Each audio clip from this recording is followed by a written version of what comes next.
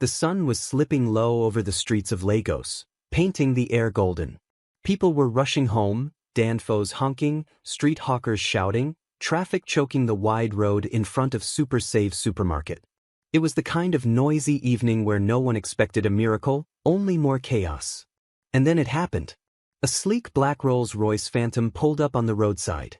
Its engine purred like a wild cat, catching the attention of everyone nearby. Hawkers paused. A mother dragging her crying child stopped. Even the security guard at the supermarket froze mid-yawn. The driver's door opened, and out stepped a man who made heads turn instantly. He was tall, broad-shouldered, dressed in a custom navy blue suit that hugged him perfectly. His wristwatch gleamed like it carried the sun itself. Some recognized him immediately. Others whispered in shock. "That's Damien Cole, the billionaire investor?" The same man Forbes called Africa's iron banker. Damien Cole, billionaire, tech investor, the man who had built an empire across finance and real estate. Women swooned when they saw him on magazine covers. Men admired him, envied him, or wanted to be him. But tonight, Damien wasn't walking into a shareholders' meeting or stepping into a gala. He was walking toward her. On the pavement near a pile of empty crates sat a woman. Her belly was swollen with pregnancy, round beneath a faded, oversized t-shirt. Her wrapper was torn, her slippers mismatched, her hair untidy. She was young, maybe mid-20s, but the years of struggle made her look older. In her arms was a plastic bag half filled with Gary and sachet water. She sat with her back against the supermarket wall, eyes downcast, like someone who had stopped expecting life to notice her. Her name was Amara Okafor. And in that moment, she looked up to see a billionaire striding straight toward her. The crowd murmured. Some laughed. Others pulled out their phones. What's Damien Cole doing with that pregnant beggar? Maybe he wants to give her money? He can't. Is this real? Amara's heart pounded as his shadow fell over her. She blinked, shielding her eyes from the evening glare. He stopped right in front of her. For a moment, neither spoke. Only the noise of the city filled the air. Then Damien's voice came low, calm, but firm. "My name is Damien Cole." Amara stared, confused. "And why are you talking to me?" He smiled faintly, but there was a storm in his eyes. "Because I've seen you here, day after day. And I've heard the way you speak to yourself, to your unborn child. You don't sound broken. You sound like someone who deserves another chance." She blinked, trembling. "Sir, I don't understand." He took a deep breath. Then he said the words that silenced an entire street. "Amara Okafor, will you marry me?" The world stopped. Phones shook in people's hands as they struggled to record. A hawker dropped his tray of gala sausages. Someone screamed. Cars slowed, horns blaring, drivers stretching their necks in disbelief. Amara's mouth fell open. What did you just say?" "You heard me," Damien replied, his jaw tight but his eyes unwavering. "I'm asking you to be my wife." A pregnant homeless woman. Proposed to by one of the richest men in Africa. The air buzzed with disbelief. Gasps rippled through the onlookers. "He's crazy. Is he mocking her?" "No, look, he's serious." Amara's chest rose and fell rapidly. She wasn't sure if she was dreaming or hallucinating from hunger. But then her unborn child kicked, reminding her this was painfully real. Her voice cracked. "You can't mean this. I'm nothing. Look at me. I'm carrying another man's child. I sleep on the floor of an abandoned kiosk. You." Damien knelt. Right there, in front of dozens of strangers, the billionaire in a navy suit lowered himself onto one knee before the pregnant homeless woman. Gasps exploded louder than the Lagos traffic. "Please," Damien said, his voice shaking for the first time in public memory. "Please marry me." Amara's eyes widened. She put a hand on her belly, tears pricking her lashes. The shame, the rejection, the endless nights of hunger, all of it clashed with this impossible moment. But instead of saying yes, she whispered something that made even Damien freeze. "If you truly mean it," her voice broke, "then take responsibility for this child first. Before me. Before anything else." Prove to me this baby will not be born into the same rejection I have suffered. The crowd exploded. What? She rejected him. No, she's testing him. Damien's lips parted in shock. No one had ever dared put a condition before him. But Amara's eyes did not waver. She wasn't asking for jewelry, or cars, or mansions. She was asking for dignity. For a life for her unborn child. And in that moment, Damien Cole, the man who had conquered boardrooms and broken competitors, felt his throat tighten. For the first time, a woman had asked him for something money couldn't just buy. He nodded slowly. Then that is exactly what I will do. And as Amara gasped, the city around them erupted into chaos, phones recording, voices shouting, history being written in the dust of a Lagos street. This was only the beginning. The crowd around Super Save Supermarket still buzzed with disbelief. People whispered, laughed, and filmed as Damien rose slowly from his knees. His navy suit was dusted at the knees, but he didn't care. His eyes were locked on Amara. She was trembling, her hand clutched over her swollen belly. Her condition had silenced him in a way nothing else ever had. No one had ever demanded such a thing from Damien Cole, not shareholders, not politicians, not even women who longed for his attention. But this homeless pregnant woman had just drawn a line in the sand. And instead of anger, Damien felt respect.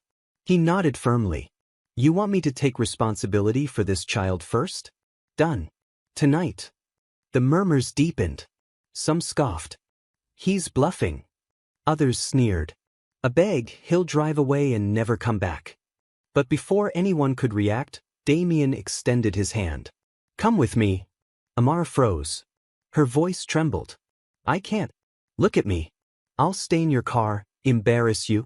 I don't care, he said softly. Let me prove it to you. For a long moment she stared at him. Then, slowly she placed her hand in his. His grip was steady, warm, grounding. He helped her to her feet, and though her legs shook beneath her weight, Damien's arms supported her firmly. The crowd erupted, some cheering, some booing, but all recording. As Damien opened the Rolls-Royce door, Amara hesitated. She looked down at her mud-stained wrapper, her cracked feet, her swollen ankles. Tears blurred her vision. I don't belong in there, she whispered. You belong with me, Damien replied, his voice strong enough for the world to hear. Gasps followed as Amara slowly lowered herself into the leather seat, her plastic bag of Gary still clutched tightly in her hand. Damien closed the door gently, circled back to the driver's side, and slid in. As the engine purred and the car pulled into the Lagos traffic, the street outside erupted like a carnival, voices shouting, It's real. He's taking her. Inside the car, silence reigned. Amara clutched her belly, heart pounding, while Damien kept his eyes fixed on the road ahead. She kept sneaking glances at him, her mind a storm of questions. What game is this? He broke the silence. First, we're going to the hospital. You and the baby deserve care. Her lips parted. Hospital? I haven't. You don't need to explain. Tonight, you rest in a clean bed. Tomorrow, you eat food made for a queen. From now on, you'll never face rejection again. Not you, not your child. Her throat tightened. No man had ever spoken to her like that. Not even the one who had left her pregnant and broken. 20 minutes later, the Rolls-Royce stopped in front of Victoria Crest Medical Suites, a private hospital with marble pillars and spotless glass walls.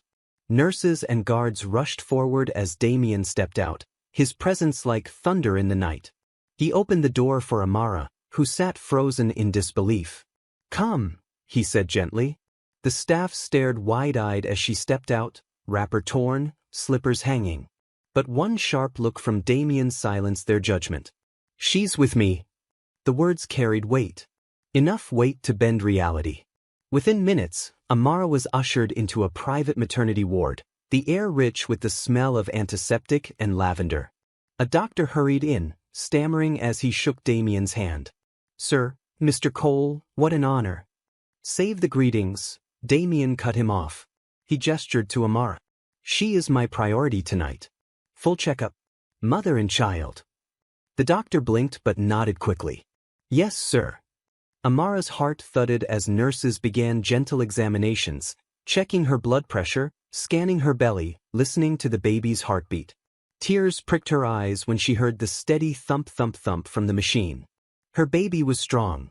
She looked over at Damien, who stood with his arms folded, watching intently. Their eyes met, and for the first time, she saw something in his gaze she hadn't expected. Not pity, not shame, but pride. When the doctor finally turned, he smiled. She and the baby are healthy, just malnourished. With proper diet and rest, both will thrive. Damien nodded, then looked at Amara. Did you hear that? Your child has a future. Her tears spilled freely now. Why are you doing this for me? For us. Damien walked closer, his voice low but steady. Because once, I too was left with nothing but pain. I know what it means to be invisible.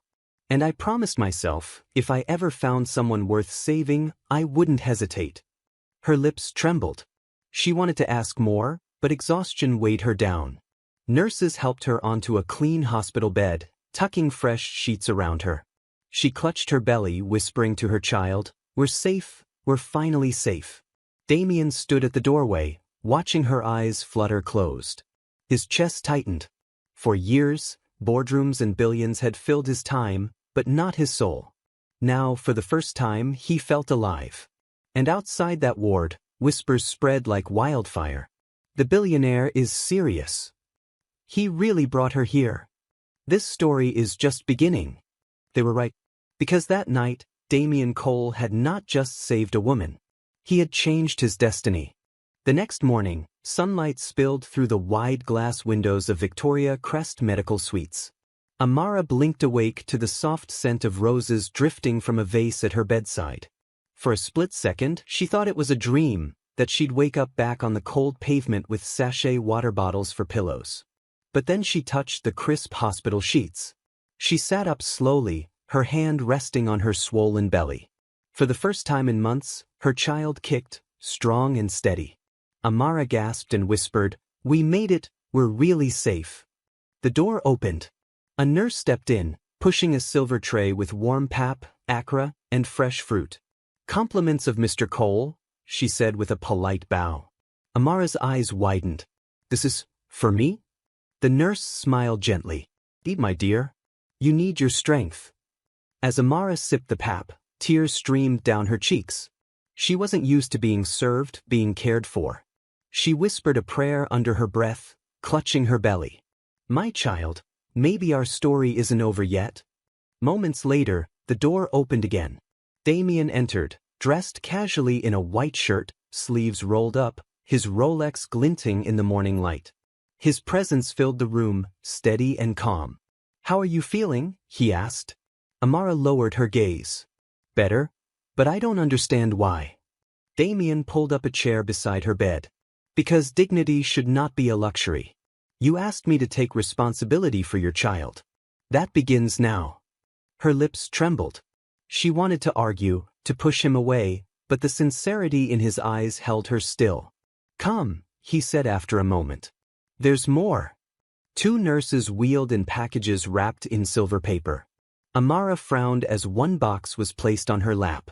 She opened it carefully and gasped. Inside was a flowing maternity gown of soft lavender silk, paired with a matching headscarf.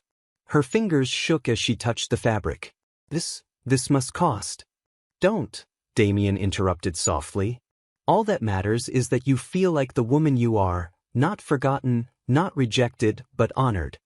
Within the hour, the nurses helped Amara bathe properly for the first time in weeks.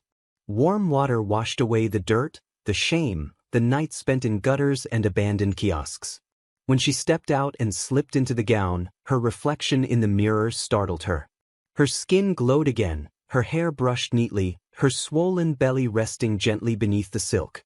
For the first time in months, Amara saw not a beggar, but a woman. When Damien returned, his eyes flickered with something unspoken. He nodded slowly. "That's the woman I saw yesterday." Her cheeks flushed, but she quickly looked away. "I don't know how to thank you." "You don't need to," he said simply. "Just live."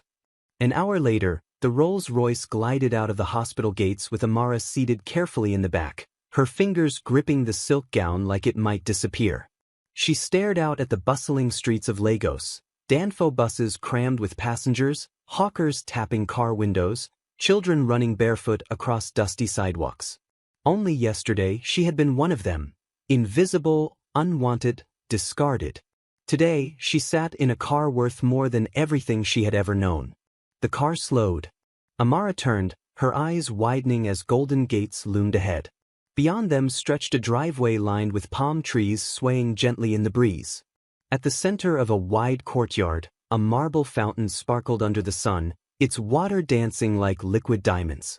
The gates opened slowly, as though unveiling a secret kingdom. Amara gasped. This can't be real. Damien's lips curved faintly.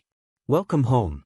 The mansion rose before them, a masterpiece of glass and ivory stone, tall columns gleaming, balconies draped in flowering vines.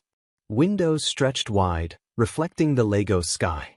From the gardens came the sound of birdsong and the scent of hibiscus. The car stopped. A butler in a dark suit hurried forward, bowing. Welcome, sir. Welcome, madam. Amara froze. Madam. No one had ever called her that. Her eyes stung with tears. Damien stepped out first, then turned and extended his hand to her. She hesitated, staring at the silk pooled around her lap. Her heart pounded. This was too much. Too impossible. But Damien's voice was calm, commanding yet gentle. Amara, trust me. Step into the life you deserve. With trembling hands, she placed her palm in his and stepped out onto the marble courtyard. The sun kissed her face, and for the first time in years, she did not feel like a shadow. But as the mansion doors opened, revealing glittering chandeliers and marble floors, Amara's breath caught in her throat. Because at the top of the grand staircase stood a woman in her 50s, dressed in royal blue lace, eyes sharp as knives. Damien's mother. Her voice cut through the silence like a blade. Damien, who is this? And why is she in my house? Amara's heart sank. The fight for dignity had only just begun. The marble doors closed with a heavy thud behind them. Inside, chandeliers glittered like captured stars, and the floor gleamed so brightly Amara could see her own reflection in the polished stone. She clutched her belly, overwhelmed, but her awe was cut short by the piercing eyes at the top of the staircase. Damien's mother. Madame Veronica Cole descended the stairs slowly, each step echoing authority. Her royal blue lace gown swept the floor, her jewelry glittered, and her lips pressed into a thin line. When she reached the bottom, her gaze swept over Amara from head to toe, the silk maternity gown, the swollen belly, the worn sandals peeking from beneath the hem. Her nostrils flared. Damien, explain this. Damien's jaw tightened. Mother, this is Amara Okafor. Veronica's eyes narrowed. And why, pray tell, is she dressed like she belongs here? Because she does, Damien said firmly. The silence that followed was sharp enough to cut glass. Amara shifted uneasily, lowering her gaze. She felt exposed, like a trespasser. Veronica stepped closer, circling Amara like a hawk. Pregnant. And not with your child. Her voice dripped disdain. Damien, are you mocking this family's name? Amara flinched as if slapped. Her hand instinctively shielded her belly. She had expected whispers, maybe judgment, but not such blunt cruelty, at least not so soon. Damien's voice was low but steady. Mother, I'm not mocking anything. I'm making a choice. Amara is under my protection. And soon under my name. Gasps rippled through the staff gathered discreetly at the corners. A maid dropped a tray of glasses with a sharp crash. Veronica's eyes widened in horror. Marriage? To her? A nobody off the street? Amara's throat tightened. Shame burned her chest. Her mind screamed to run, to escape the humiliation, but her feet were frozen. Damien moved closer, standing between his mother and Amara. You taught me, mother, that a man is measured not by wealth, but by the lives he chooses to honor. I'm honoring her. And the child she carries. Veronica's hand trembled as she pointed at Amara. That child is not yours, Damien. No, he admitted, his voice ringing like thunder through the mansion. But it will be mine. The room went silent. Amara's eyes shot to him, wide with disbelief. His words struck her deeper than any gift ever could. He wasn't just taking her in, he was claiming her child, the one everyone else had rejected. Veronica staggered back, clutching her chest as though the declaration had stolen her breath. "You're out of your mind," she whispered. Damien stepped closer to Amara and gently touched her arm. "You asked me to prove it," he murmured, just for her ears. "I just did." Her lips trembled. Tears blurred her sight. "Damien." But Veronica wasn't finished. She straightened, regaining her composure, her voice cold as ice. "If you bring this woman under this roof, Damien, then know this. The Cole family name will not shield you. The board, society, the press, they will tear you apart. And when they do, I will not stand beside you." The weight of her words hung heavy in the air. Amara's stomach twisted. She couldn't bear the thought of being the reason Damien lost everything. She pulled her arm from his grasp. "Maybe she's right," she whispered, her voice cracking. "Maybe I don't belong here." But Damien caught her wrist firmly. His eyes burned with resolve. "Don't you dare say that again. You belong here because I said so." The staff whispered among themselves, their faces torn between shock and curiosity. Veronica's lips curved into a bitter smile. "Very well, Damien. You've chosen. But mark my words, the world won't forgive this disgrace.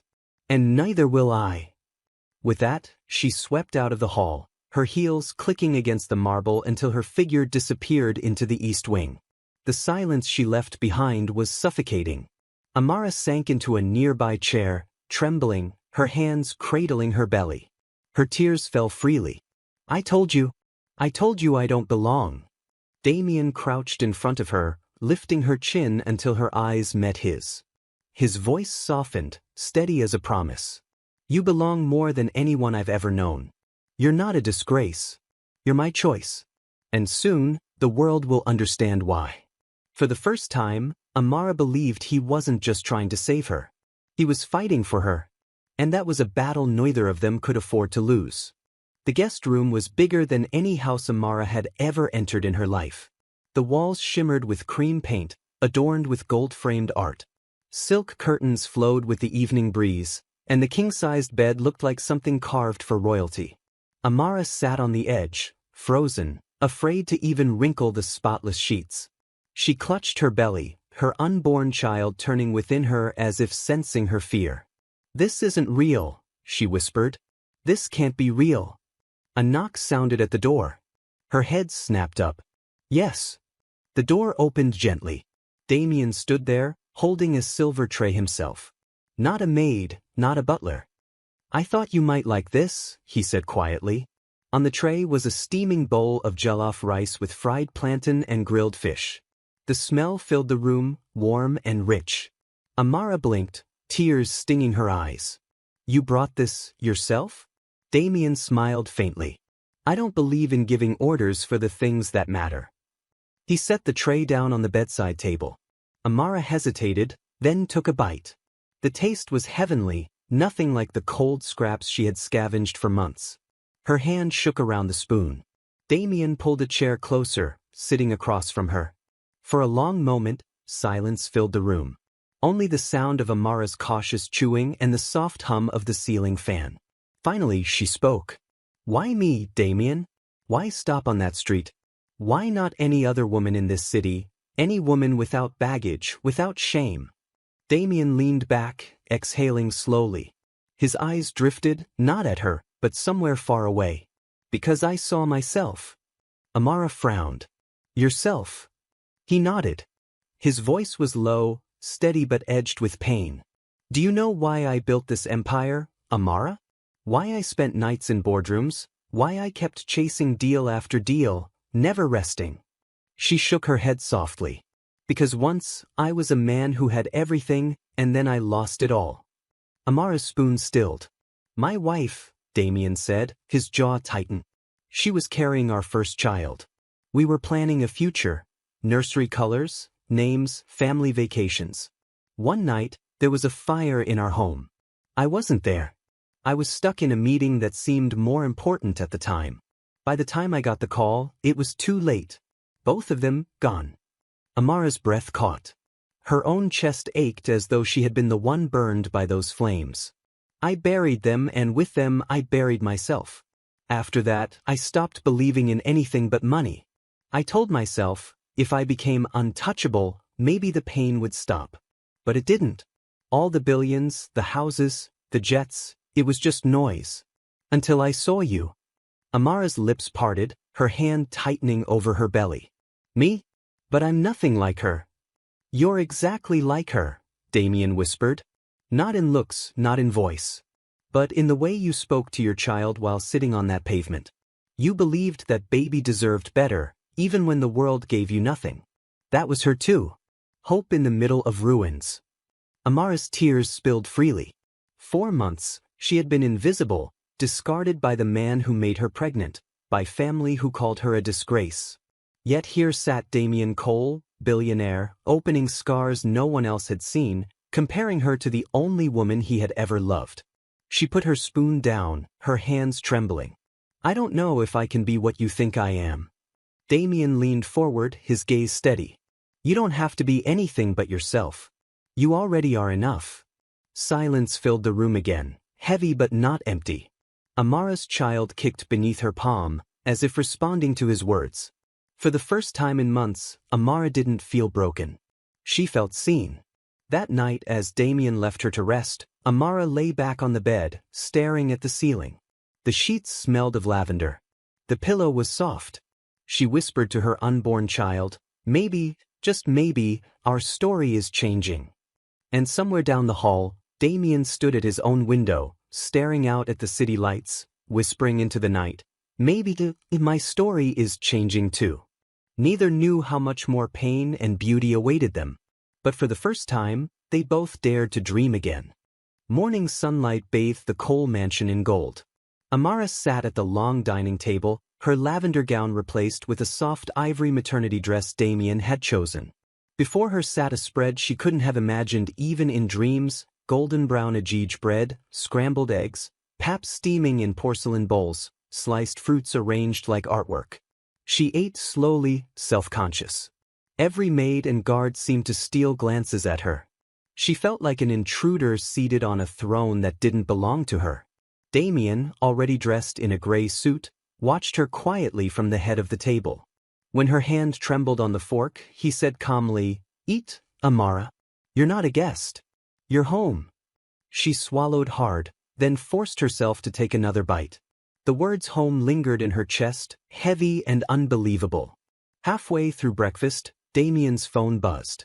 He glanced at it, then looked back at her. "You'll come with me today." Amara froze. "Where?" "Cole Capital headquarters." His tone left no room for doubt. Her spoon clattered onto the plate. "Damien, no. People will laugh."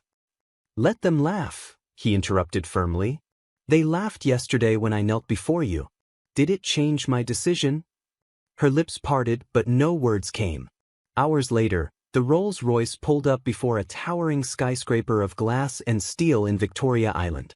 The sign gleamed, Cole Capital Investments. As Damien stepped out, staff and security rushed to greet him. Cameras flashed. Paparazzi had been waiting as always. But today, they froze when they saw Amara step out behind him, her pregnant belly obvious beneath her flowing gown. Gasps rippled. "Who is she? Is that the woman from yesterday's video? No, it can't be." But it was. The viral clips had already spread across Lagos overnight. Damien Cole kneeling before a pregnant homeless woman. People argued in salons, offices, Danfo buses. Was it a publicity stunt? Was it madness? Or was it the most romantic thing anyone had ever seen? Now, the proof walked beside him in daylight. Amara felt the weight of every eye like daggers on her skin. Whispers buzzed like angry bees. She lowered her head, wishing the marble tiles would swallow her whole. Damien's hand brushed hers lightly. She flinched, but he caught her fingers firmly. In full view of flashing cameras, he laced his hand through hers. The crowd gasped louder. Damien Cole holding her hand. "He's serious about her." Amara's knees wobbled, but Damien's steady grip carried her forward. Inside the building, sleek hallways gleamed with chrome and glass. Staff members stared openly, their polite greetings laced with curiosity. Some bowed respectfully, others snickered behind clipped smiles. They entered the top floor, the executive boardroom. Inside, 12 board members sat around a long table, their suits sharp, their eyes sharper. When Damien entered, they rose slightly in respect. But when Amara followed, their jaws tightened. One elderly man cleared his throat. "Mr. Cole, we weren't expecting—" "You weren't expecting me to keep my word," Damien cut in smoothly. "Gentlemen, meet Amara Okafor. The woman I intend to marry. And the one whose child I will raise as mine." The words dropped like a bomb. Several board members shifted uncomfortably. One whispered too loudly, "Pregnant, and not his." Another tried to cover his shock with a cough. Amara wanted to sink into the ground. Her hands trembled so badly she almost pulled free, but Damien's grip tightened reassuringly. "Sir," another board member began carefully, "with all due respect, this relationship could affect the company's reputation. Investors trust me because I make bold decisions," Damien interrupted sharply. His eyes swept the room. "This is no different. This woman is not a scandal. She is a testimony. And if anyone here believes otherwise, you're free to resign today." The room went silent. The board members exchanged uneasy glances. None dared speak again. Damien guided Amara to a chair at the table. For the first time in her life, she sat in a room where billionaire decisions were made. Her hands clutched her belly as she whispered to herself, "God, what is happening to me?" Hours later, as they left the building, the paparazzi were still waiting. Cameras flashed, microphones shoved forward. "Mr. Cole, is it true you proposed to a homeless pregnant woman?" "Amara, how does it feel to go from the streets to a billionaire's mansion overnight? Is this charity or love?" Damien ignored them, guiding her into the car. But just before the door closed, he turned, his voice loud and clear. "Her name is Amara. Learn it. Because very soon, it will be Amara Cole." The crowd erupted. Shouts, cheers, insults, applause. The city was on fire with the story. Inside the car, Amara buried her face in her hands, overwhelmed. "Damien, they hate me. They'll never accept me." He turned, his voice steady. "Let them hate. They don't need to accept you. I do. And I already have." Her tears fell silently. For the first time, she wasn't crying from shame, but from the terrifying possibility that maybe, just maybe, he truly meant it. But deep inside she knew, the world wasn't finished testing them. The city never stopped whispering.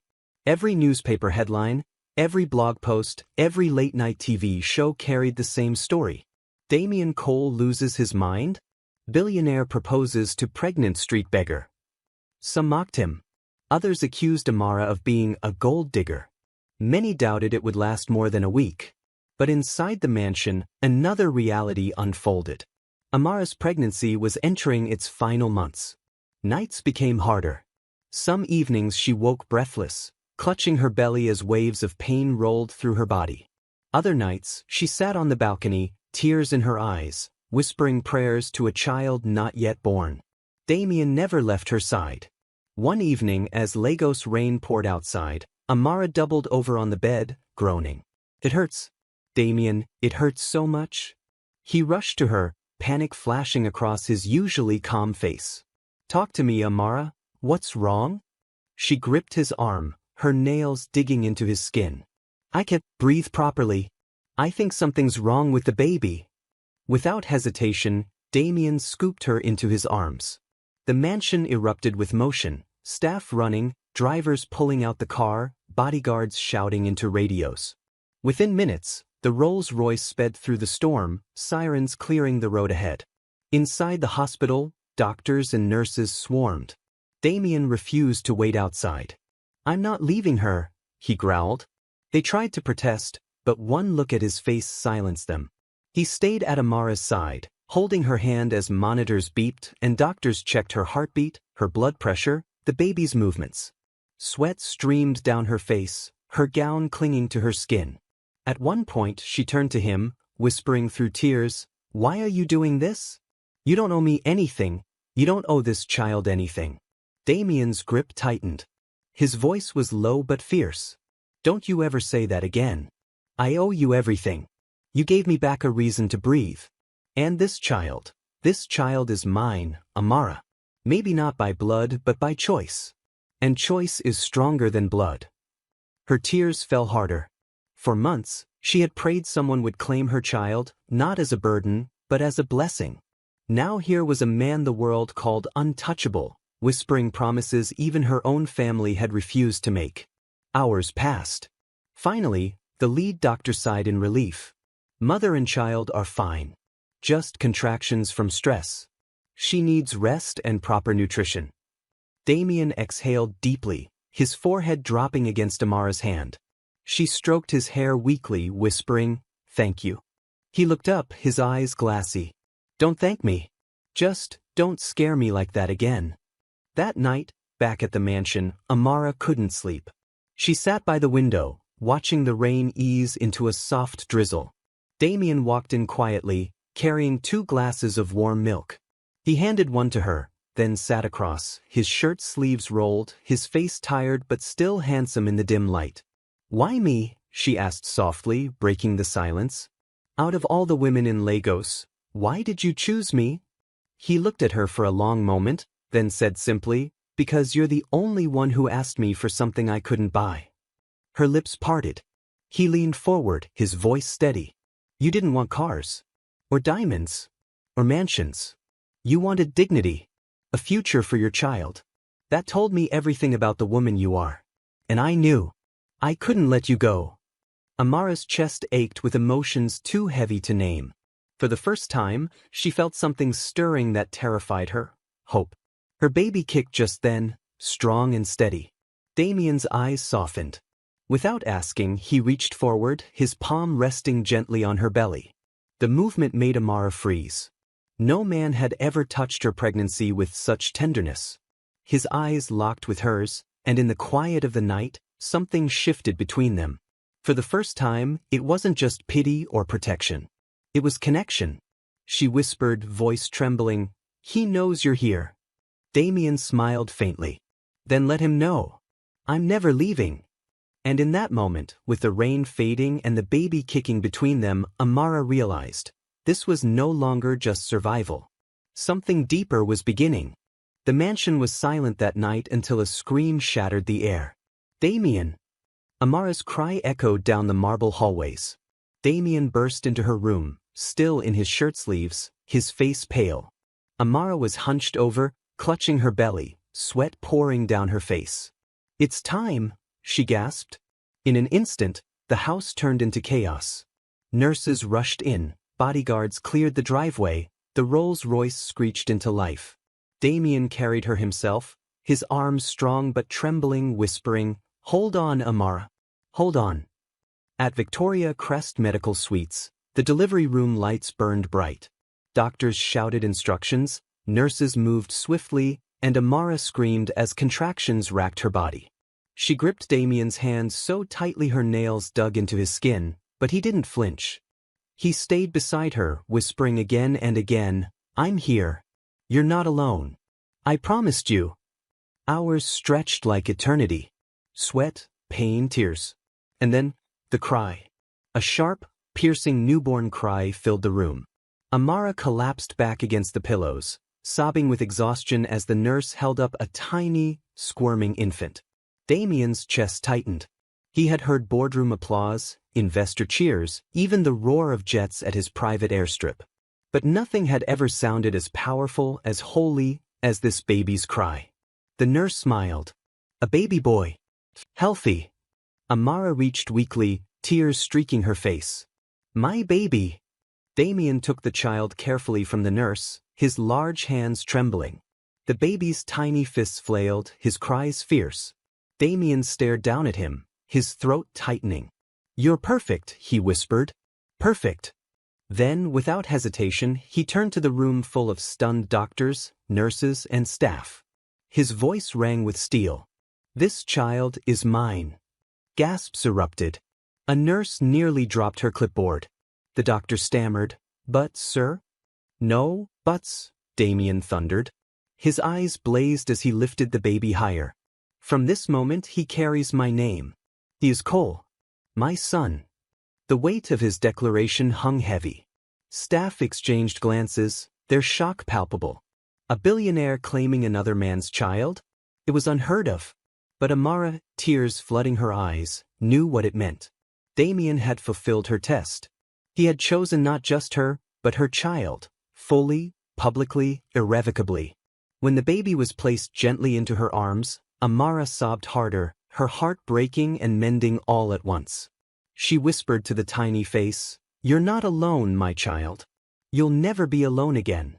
Hours later, as dawn painted the Lagos skyline, Damien and Amara stood together at the hospital's private balcony. Amara cradled the sleeping newborn, her gown loose around her frail body. Damien stood close, his arm around her shoulders, his gaze fixed on the horizon. "They'll talk," Amara whispered. "They'll mock. They'll never understand." "Let them," Damien said softly. He looked down at the baby, then back at her. "The world will call him unwanted. I'll call him chosen. They'll call him a mistake. I'll call him my son. And one day, they'll call him a miracle." Amara's lips trembled. She turned her face into his chest, overwhelmed. For the first time since she had been abandoned on the streets, she felt whole. News broke before noon. Damien Cole welcomes baby boy with pregnant fiancée, claims child as his own. It went viral instantly. Photos of Damien cradling the infant spread across blogs, social media, and international outlets. Some headlines mocked him. Others hailed him as a man of courage. Talk shows buzzed, analysts debated, pastors preached sermons about grace and second chances. But inside the hospital suite, none of that mattered. All that mattered was Amara, Damien, and the tiny life sleeping peacefully between them. And as Damien watched Amara kiss their son's forehead, he whispered a vow to himself, unheard by anyone else. "From this day, nothing will break us." By the time Amara and the baby were discharged from the hospital, Lagos was already on fire with the story. Every newspaper, every blog, every late-night gossip show had one headline: "Billionaire Damien Cole claims another man's child." Some called it madness. Others, charity. A few dared to call it love. But no matter how people spun it, everyone had an opinion. When the Rolls-Royce rolled slowly back through Victoria Island with tinted windows hiding the newborn inside, photographers swarmed like bees. Flashbulbs cracked against the glass. Voices screamed questions. "Amara, do you feel worthy of him? Damien, what about the baby's real father? Is this a publicity stunt?" Amara curled protectively around her son, her heart racing. She whispered, "Damien, they'll tear us apart. They'll never accept me." But Damien's arms slid firmly around her shoulders. "They don't need to accept you. I do. And I already have." Back at the mansion, Damien insisted on something no one expected: a press conference. "Are you sure?" Amara asked nervously, clutching the baby. "They'll humiliate you." Damien straightened his suit, his eyes like steel. "No, Amara. They'll humiliate themselves." The next day, the mansion gates opened to a sea of reporters. Cameras, microphones, flashing lights, the whole of Lagos media gathered, desperate for a glimpse of the woman and child who had stolen the billionaire's heart. When Damien stepped out onto the marble steps, Amara was beside him, the baby swaddled in her arms. Gasps rippled instantly. The sight of her, still fragile from childbirth, dressed simply in a soft blue gown, silenced even the loudest critics for a moment. Damien raised a hand for quiet. His voice rang clear and strong. "3 days ago, the world saw me kneel before Amara Okafor. Yesterday, you heard that she gave birth to a son. Today, I am here to confirm what I said then, and what I will repeat until my last breath. Amara is the woman I love. And this child," he glanced down, his face softening, "is my son." Shouts erupted. A reporter yelled, "But he isn't your blood." Damien's eyes sharpened. "No, he's my choice. And I will tell you what is stronger than blood: commitment. Anyone can father a child. It takes a man to choose one. The crowd murmured, stunned. Another voice shouted, "Mr. Cole, are you not afraid this will ruin your reputation?" Damien smiled faintly. "If choosing love ruins me, then I was never worth the reputation in the first place." The crowd buzzed louder now. Some reporters clapped despite themselves. Others shook their heads in disbelief. But one headline was born that day, spreading faster than the rest. Damien Cole, the billionaire who chose love over blood. Inside, Amara sat trembling, rocking her newborn. Tears blurred her sight. She whispered, "Why are you risking everything for me?" Damien entered the room quietly. He sat beside her, placing a hand over hers. "Because for years I risked nothing. I hid behind my money, my power, my reputation. And it left me empty. But you gave me something to fight for again." Amara's throat tightened. "Damien?" He leaned closer, his hand gently brushing her cheek. His voice dropped low, only for her. "You're not my mistake, Amara. You're my miracle." She broke, sobbing into his chest as the baby stirred softly between them. That night, the city was still talking. Social media was a war zone, half mocking, half praising. Memes flooded WhatsApp groups, gossip shows dissected every word.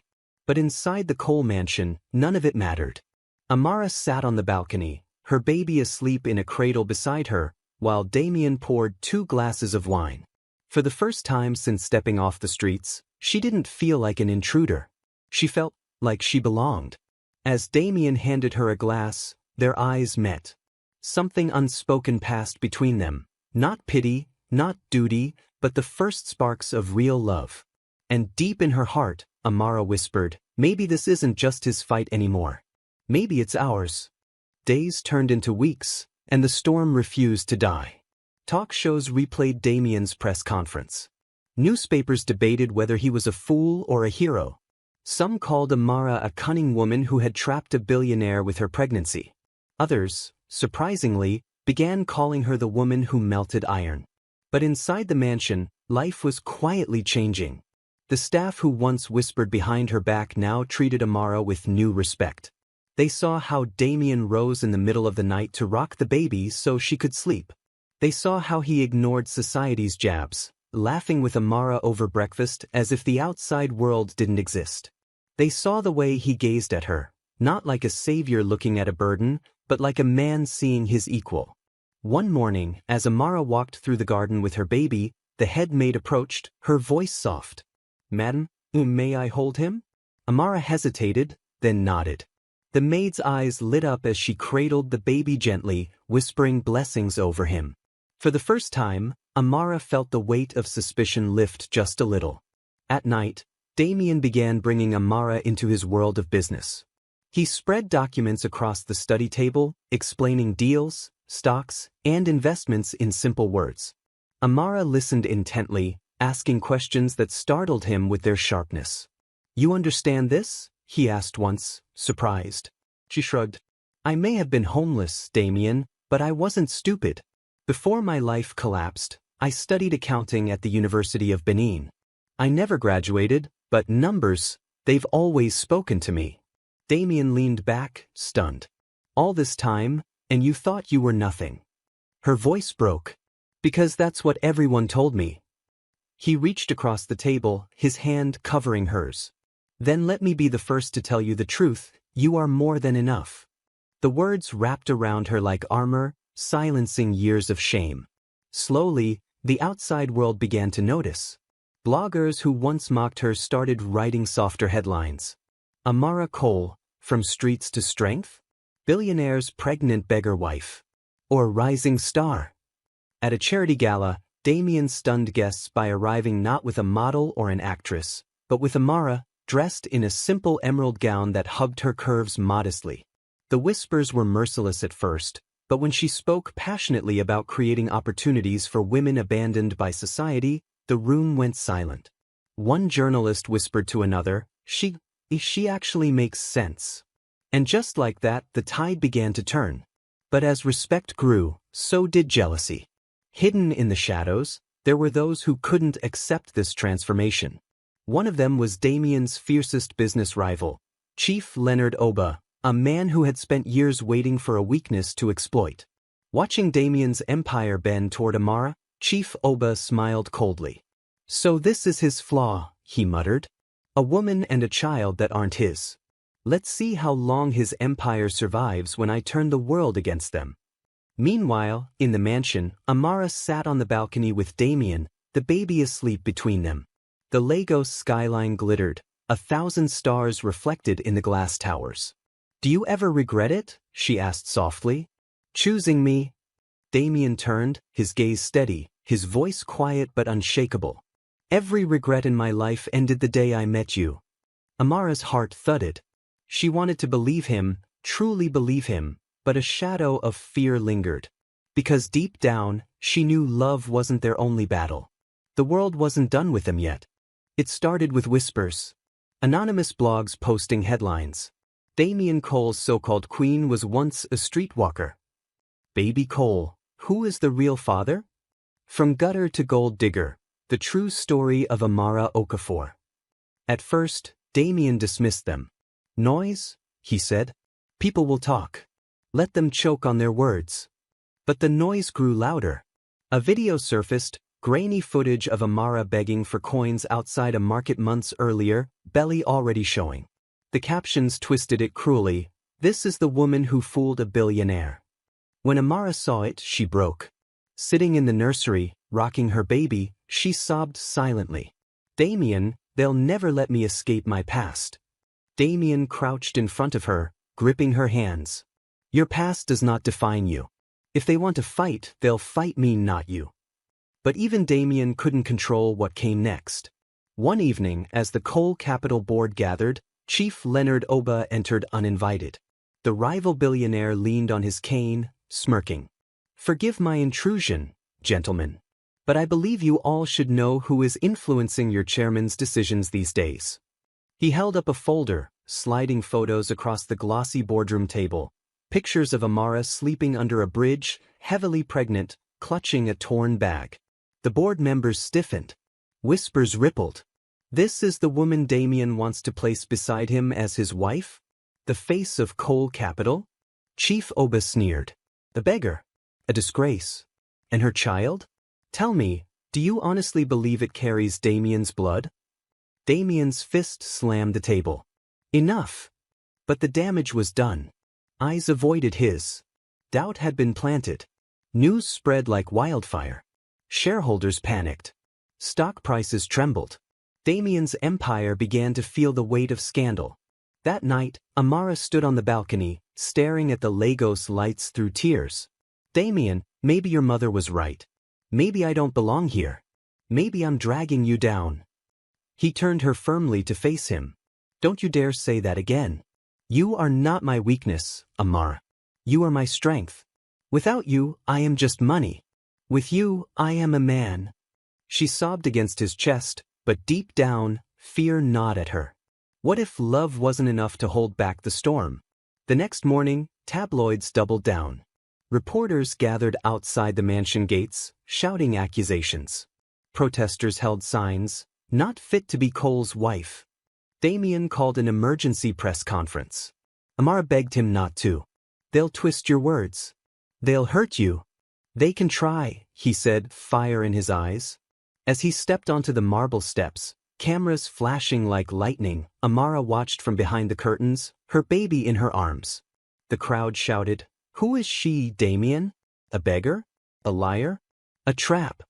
Damien raised his voice above the chaos. "Her name is Amara Okafor. She is not a beggar, she is not a disgrace. She is the woman who taught me that dignity is stronger than pride, and love stronger than blood. If anyone here doubts her worth, then doubt mine, because I stand with her, till my last breath." The reporters erupted. Some cheered. Others jeered. But the speech spread across the world that night. Yet, far away, Chief Oba watched the broadcast on his phone, smirking. "Stand with her, Damien. Let's see how long you can stand when I take everything from you." And in that moment, the battle shifted. This was no longer just about love. It was war. The storm did not ease. It grew fiercer. Every morning, headlines screamed fresh poison. Coal empire in crisis. Investors withdraw over beggar wife. Amara Okafor, Lagos greatest scam? Damian Cole blinded by lust, loses grip on empire. Share prices plummeted. Longtime allies withdrew their contracts. Damian's board members whispered about replacing him.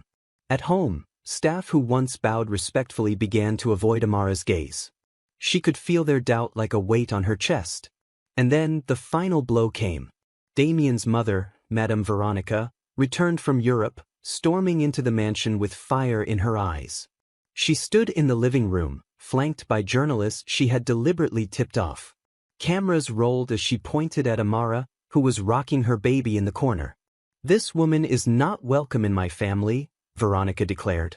"She is nothing but a stain on the Cole name. And that child," she spat the word, "is not my blood." The words cut like knives. Amara's face drained of color.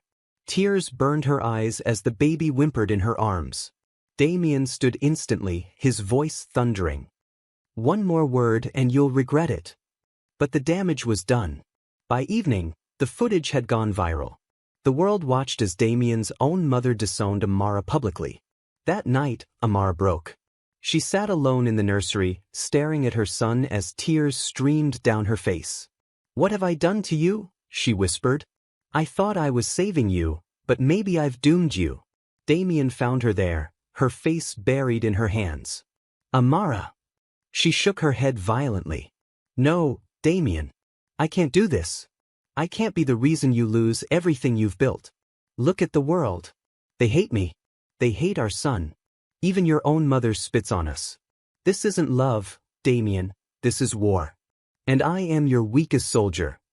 Her voice cracked into sobs. Maybe I should leave." The words shattered him. For a moment, Damian couldn't breathe. The thought of waking up without her, of returning to his cold, empty life before her, was unbearable.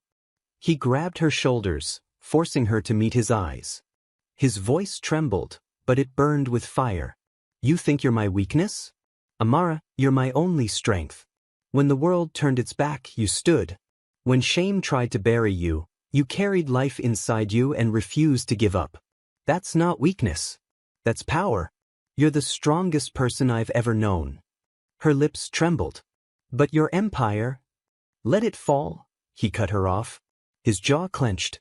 "If I lose coal capital but keep you, I still win. Because empires can be rebuilt. But a woman like you comes once in a lifetime." Amara's tears fell harder, but now they were mixed with something else, disbelief melting into hope. For a long moment, they clung to each other, the baby stirring softly between them. Yet even as Damian held her, a storm still brewed outside. Chief Oba moved in the shadows, tightening his grip on contracts and investors, smiling as coal capital bled. And the city whispered louder, "This love will not last." But deep in the mansion, Damian whispered something else into Amara's ear. "Let them come. Let them try. As long as I have you, they will never break me." The morning after Amara's breakdown, Damian sat in his study, the city skyline glowing beyond the glass. His empire was bleeding, his family divided, and the woman he loved doubted her place by his side. But Damian Cole had not built an empire by folding under pressure. He called his most trusted aide. "Bring me everything on Chief Leonard Oba. Every deal, every hidden file, every unpaid bribe. Today we end this." By evening, Damian's legal team had gathered boxes of documents, recordings, and photographs. Oba's empire wasn't made of steel, it was made of lies. Tax evasion, illegal land grabs, offshore accounts hidden behind shell companies. Damian stared at the evidence, his jaw tightening. "This isn't about business anymore," he murmured. "It's about justice." The next day, Damian shocked the nation. Instead of hiding, he announced a press conference, not at the mansion, but at Coal Capital Tower, the heart of his empire. Amara panicked when she heard. "Damian, please, you've already risked enough." He took her hands gently. "No, Amara. This time, you'll stand with me. You once asked me to claim your child. Today, I'm asking you to claim your place. Beside me. Publicly. Her lips trembled. I'm scared. He cupped her face softly. But courage isn't the absence of fear, it's standing anyway. And so, for the first time, Amara agreed. When they stepped onto the stage together, the crowd erupted. Flashbulbs exploded. Critics sharpened their knives. Supporters held their breath. Amara, in a simple navy gown with her baby in her arms, looked fragile yet unshakable. Damien raised his voice. The world has called Amara unworthy. They've mocked her past, questioned her child, and tried to shame her name. But today I will show you the real fraud. He slammed a thick folder onto the podium. Screens lit up behind him, displaying documents and bank transfers.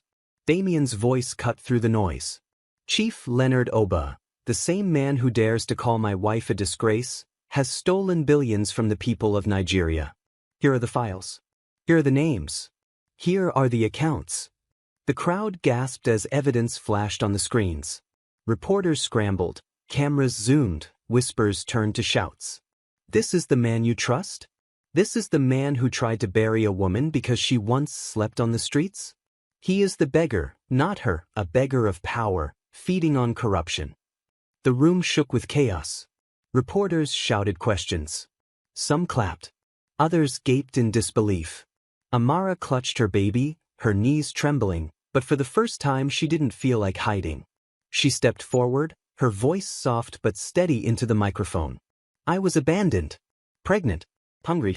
The world called me trash. But one man knelt before me not because I was rich or powerful, but because he saw dignity where others saw shame. That man is Damien Cole. And this child, she lifted her baby slightly, is not a mistake. He's a miracle. The second chance. If you cannot see that, then you are the blind ones, not us. The crowd roared. For the first time, Amara was not just Damien's rescued queen. She was his equal, his voice, his shield. That night, news channels flipped. Instead of mocking headlines, they ran new ones.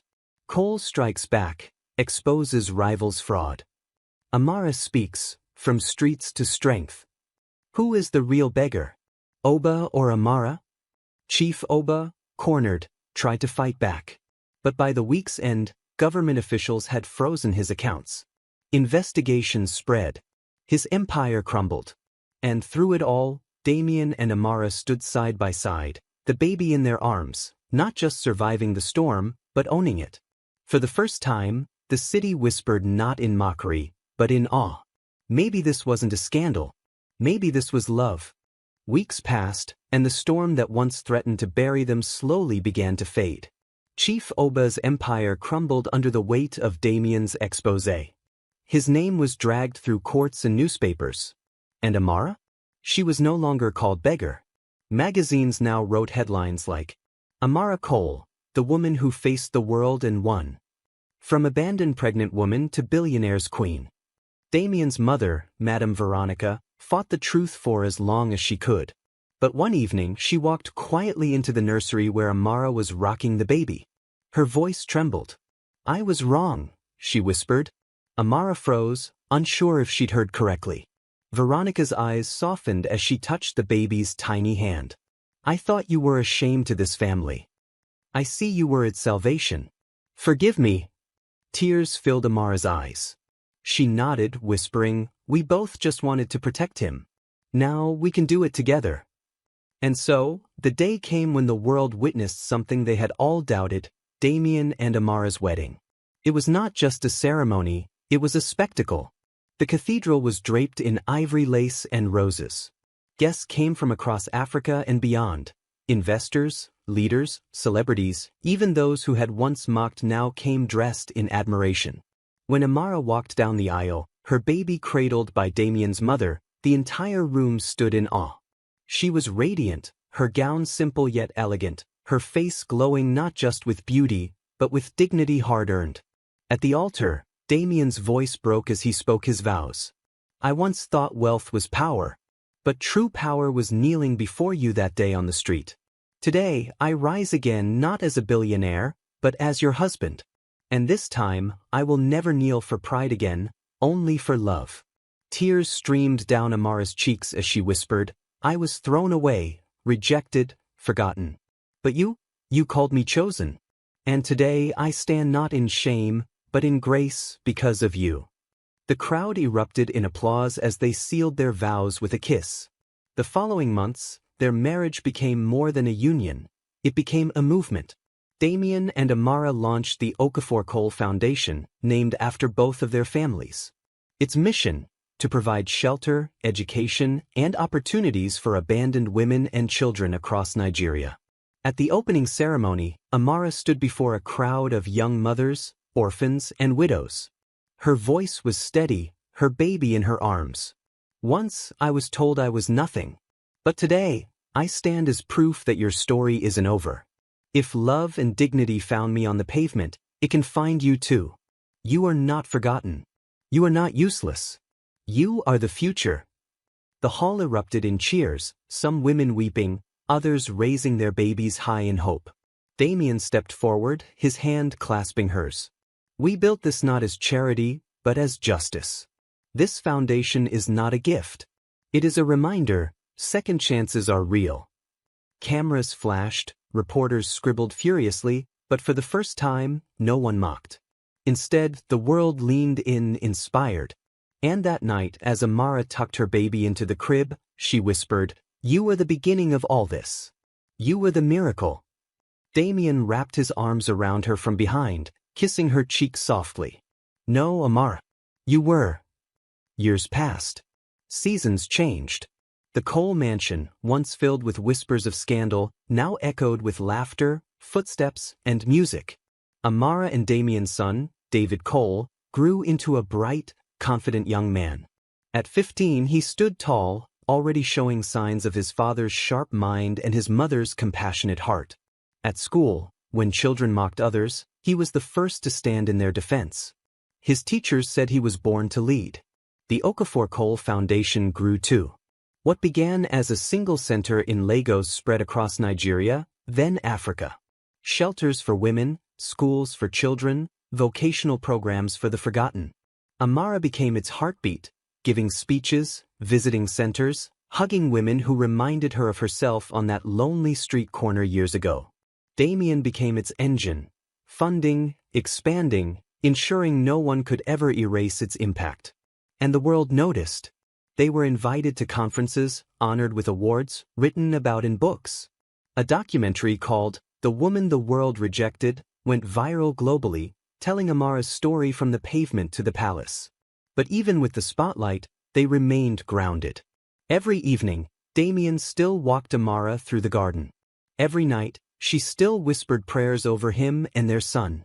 One evening, decades later, Amara sat on the same balcony where she had once cried, clutching her belly, believing she was a disgrace. But now, her hair streaked silver, her skin lined with wisdom, she sat with Damien at her side, their fingers interlocked. Below them, David, now a man, stood with his wife, cradling their newborn daughter. Damien's voice was soft, trembling with age. "Do you remember that night, Amara? When I knelt before you and the world laughed?" She smiled, tears glistening. "How could I forget? I thought you were insane." He chuckled weakly. "Maybe I was. But it was the only kind of madness that ever saved me." Their granddaughter let out a small cry. Amara's eyes filled as she whispered, "She will never know the shame we carried. She will only know the love we built." Damien squeezed her hand. "Because you were never my shame, Amara. You were my salvation." The little girl toddled toward them, her tiny feet pattering on the marble. She clutched a crayon drawing in her small hands. She held it up proudly, a picture of a man kneeling before a woman with a big round belly. Amara gasped softly. "Damien, it's us." At the bottom of the drawing, in uneven handwriting, were the words, "Love begins where shame ends." Tears rolled freely down Amara's cheeks as she hugged her granddaughter tightly. Damien's eyes glistened too, his voice barely above a whisper.